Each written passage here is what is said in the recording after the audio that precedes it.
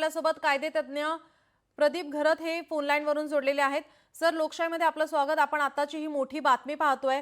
या ठिकाणी 2006 मधील मुंबई लोकल साखळी बॉम्बस्फोट प्रकरणामध्ये मुंबई हायकोर्टाने आरोपींची निर्दोष सुटका केली आहे।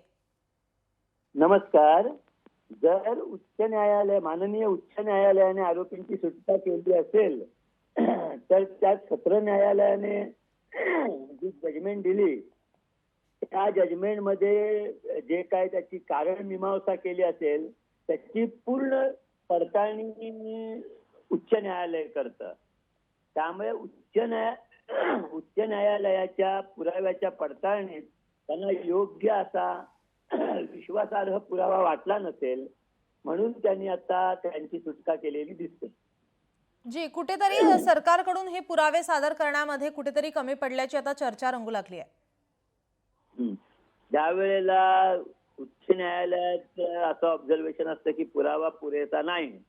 याचाच अर्थ दुसरा अर्थ असा होतो की ज्या संस्थेने जो पुरावा ज्या प्रकारे सादर केला गेला तो निश्चितच पुरावा सादर करण्यात ती संस्था कमी पडलेली आहे, असंच आपल्याला अर्थ काढायला लागेल।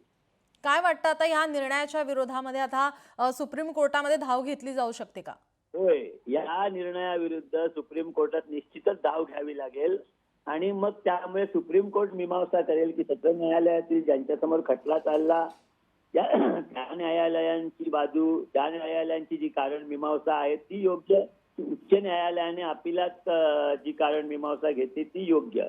कारण असं कित्येक खटल्यात झालेलं आहे की उच्च न्यायालयाची कारण मीमांसा सुद्धा माननीय सर्वोच्च न्यायालयाने बाजूला ठेवून सत्र न्यायालयाचा निर्णय।